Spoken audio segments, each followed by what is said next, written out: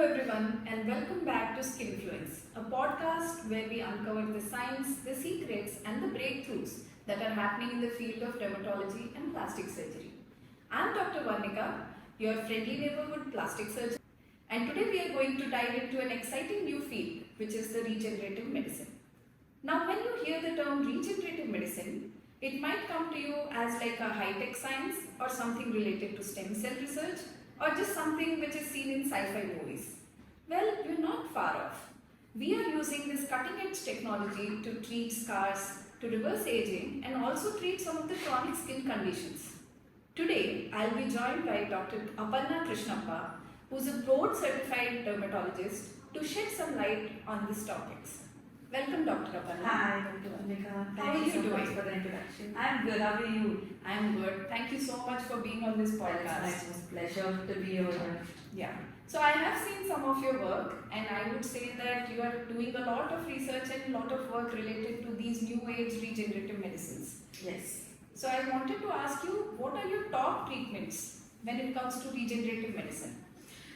Well, regenerative medicine, when it says it includes many things because it's still it's research and it's still under the progress. So in my practice, I'm using PRF, which is plasma-rich fibrin. Number 2, exosomes, and number 3 is PDRI, which is polydeoxyribonucleotide. Yeah, I know. So if the patients undergo these treatments, can they expect a glass-like skin like yours? that's a good compliment, but no. What I'm saying is that these things definitely take time, and it's not like 100% result at the first sitting or first go. It has to be maintained with a good. When these procedures are being done, I would definitely recommend for the daily good skincare regimen as well, and the most importantly, sun protection. So these will all maintain hydration and also prevent aging. So these are like what you're saying, a part of a wellness program. It is not like a one-stop solution for like all the things. Exactly. So we need to incorporate that in our skincare routine and the general well-being of our skin. Exactly. So let us just start off by talking about PRF. So what has been your experience with PRF? Well, PRF is the procedure. We mainly treat for the hair loss and also for the skin rejuvenation for the face as well. So when the patient comes and when the criteria is all fulfilled, we take 10 ml or 20 ml of blood required. We centrifuge it, and then we have different layers of that blood. So the top layer comes in form of plasma, right? So here, this mainly constitutes fibrin, so which is a whole package of growth factors. So we are taking the whole fibrin and then trying to inject to the scalp and also to the face. When they are introduced inside the skin, there is growth factors being released, and that stimulates collagen synthesis, and then definitely for the tissue repair and everything. In my practice, definitely I use it for, like I said, for skin anti-aging purpose. Also in my medicine, clinical dermat cases like for the chronic ulcers, I try to do this procedure so that there is a faster healing in those ulcers, and also scar reduction can happen. So this is what normally I use for face, hair, and also for the chronic ulcers. So I think that's a common knowledge that the PRP that we obtain has 8.5 times more platelets than the normal blood that has the number of platelets. Exactly. So I think this will also exponentially increase the number of growth factors and vascularization factors that are there. Correct. So I think it is not only useful just in dermatology, but we have also used it in plastic surgery. Yeah, that was my next question. So how are you using PRF in your practice? So one thing that I have started recently is combining PRF with the existing treatments that we offer to the patients. One of which is under-eye therapies. So for patients where we offer fat grafting for under-eye therapy, I have started combining PRF along with that. Wow. So what I have seen is, because the fibrin forms like a base, so basically it's like a foundation while we are constructing a house, and on top of it we give a little bit of fat. Then the amount of fat that settles there, and the contour of the under eye, all of this becomes much better. and the patient also is not complaining of too much swelling or puffiness post the procedure, because the PRF also initiates a lot of growth factors to come and help with the vascularization. So the amount of edema and the swelling also goes down pretty fast. Another area where we have used it very frequently these days is, I think, in flaps. So there are studies which show that when PRF is used with a number of flaps, it improves in the vascularity and also in the longevity. So a lot of surgeons are also using it while we are doing abdominoplasties for better scar healing, or in case of just arm lifts or breast lifts, where the scar and the patient is a known case of hypertrophic scars or something like that. So we try to give them PRFs along with other therapies to minimize the scarring and also improve the look. Wow, that's a lot of information, and it's a very whole new approach for all the skin conditions. I can see that. Yes. But I have another question for you. So you've been doing fillers, and you're saying that now there's two Fs, that is fibrin and fat fillers. Yes. Sorry, three Fs there. So what do you? Which one do you like it more? Like, how do you decide which patient is good for the fillers and which patient you can go for PRF? So, see, there are two things that I consider in the patient. One is their skeletal morphology. So, does the patient have very deep set sunken eyes and their, the orbital margins are very prominent? And the second is the amount of tissue loss that the patient has.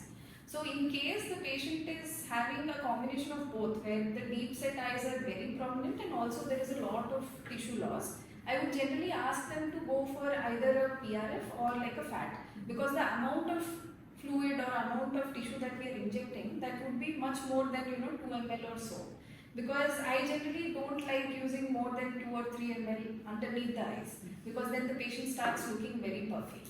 So if the patient wants a longer lasting result and with something which is more natural, then I generally advise them to go for PRF or for fat grafting or something together. Wow, wonderful. So so I think this is quite comprehensive about PRF.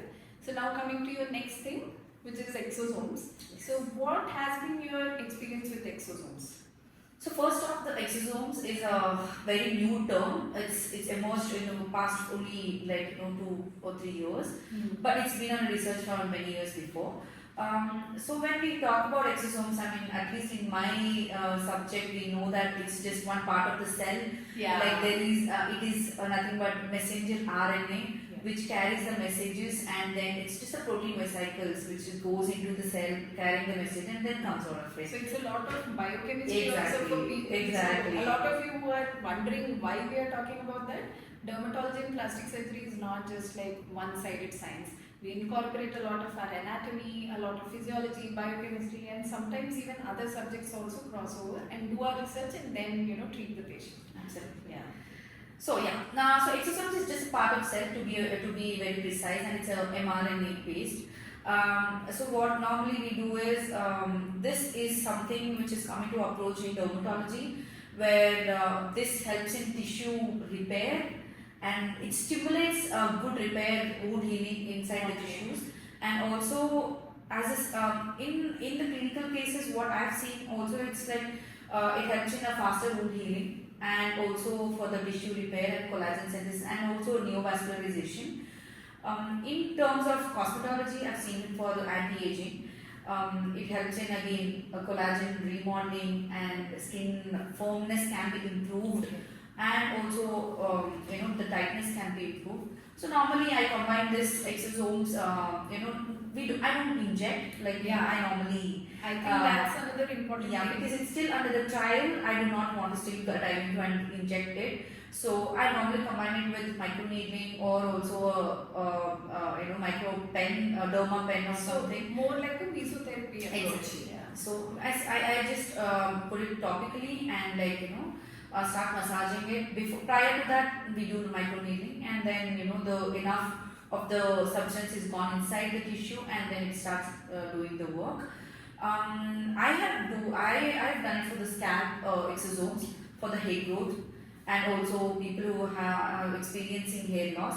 So Normally PRF few sessions and also in between 1 or 2 of exosomes have done the best, have given me the best results in the patients. So you can mix both. It's not like while you're taking PRF you can't take exosomes.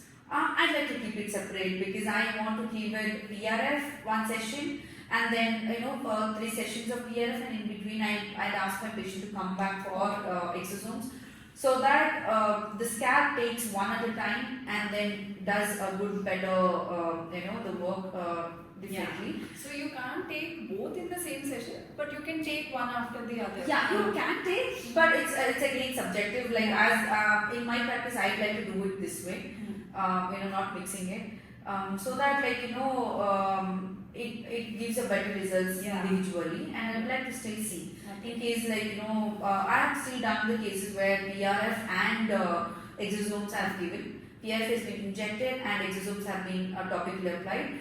But I've seen better when it's given separately. Yeah. So how many sessions would you recommend for like an exosome approximately?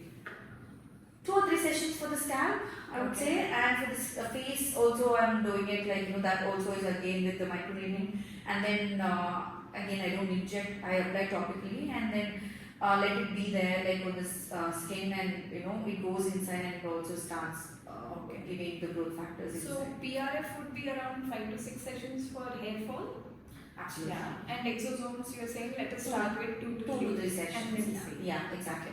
So which gets us to the newest thing in this regenerative medicine, which stars are literally going gaga over. Yeah. So you've seen Jennifer Aniston, Kim Kardashian, and so many people vouch for it. And I think that's this salmon sperm DNA, or what is commonly called as PDRN.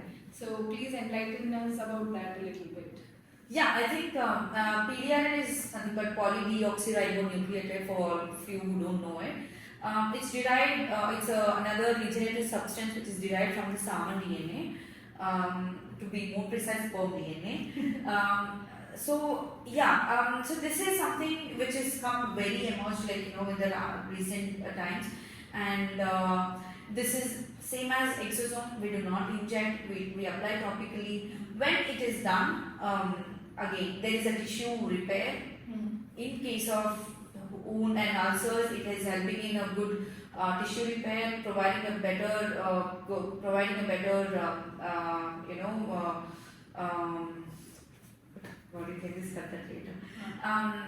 to give a better blood supply and also neovascularization, and also boosting collagen synthesis so that there is better skin repair over there. Coming to the cosmetology side, normally we do it for the fine lines, and also skin firmness can improve with this, and also basically for the anti-aging we are doing it, and that also I'm seeing absolutely very good results, and patients are quite happy with it.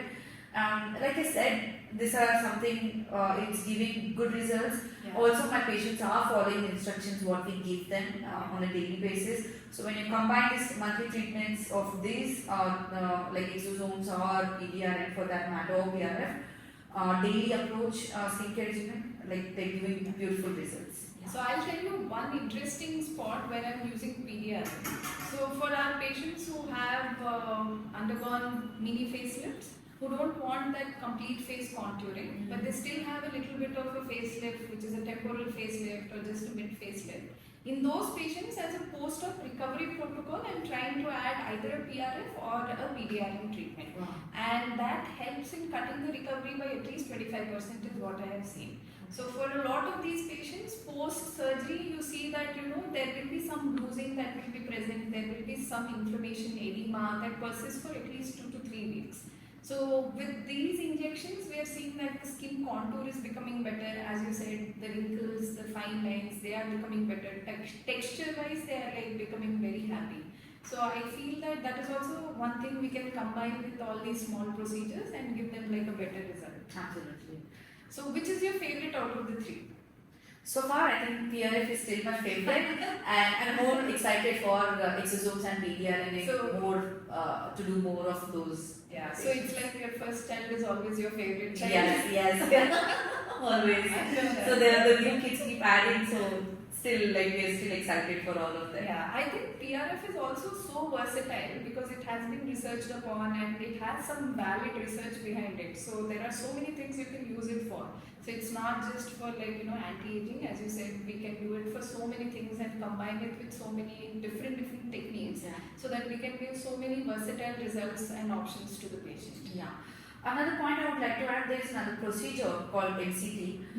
So in that there is a cassette which comes already with the exosomes, good amount of exosomes material inside that, and we can still take patients 10 ml of or 20 ml of blood centrifuge, take the plasma and then inject into the disc inside this and then put it to the machine and then choose whatever you want.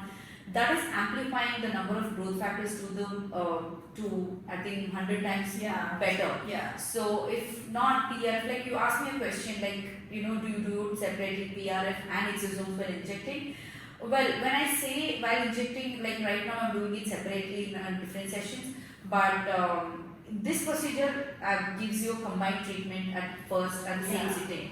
So this is also coming in a very good, lately it's being talked about and it's giving very good results. So yes, I've also been using it and it's still it's giving very good results. Yeah, I want to add that I think because of hyper marketing, a lot of people just know about PRP. They don't know about the other options that are available out there. But in people who are refractory to PRP, like we have seen patients who don't see that many results with even 3 sessions, 6 sessions of PRP for hair fall or like for wrinkles. For them, these are all the treatments which are much better. So I just want to say that everyone thinks regenerative medicine is something that is just being practiced in Germany or France or some exotic country. No, it is available in India, it is available in Hyderabad, and we customize each patient's plan according to their needs. So whether you require exosomes, whether you require PDRN or whether you require PRF, that should be decided by your provider, depending on what your current conditions are, what are your skincare routines and all that. But I feel like if the awareness increases, people will understand that you just don't need to stop at one treatment. Exactly. Yeah, they can come ahead and ask for other things also. Yeah. I hope this has given good information and has reached people about the new topics in our practice. Yeah. Thank you so much, Dr. Aparna. That was very enlightening, and I hope we can all follow your practices and increase. Same here. I'm also a big fan of your work. So Thank you. thank you. Can't wait to catch up with the next topic with you on this podcast. So thank you guys. That was about regenerative medicine. There is so much more to explore, but we touched base today on PDRN, on PRF, and on exosomes. So please let me know in comments if you have any further questions, and we'll take up and discuss that in our next podcast. Thank you. Bye.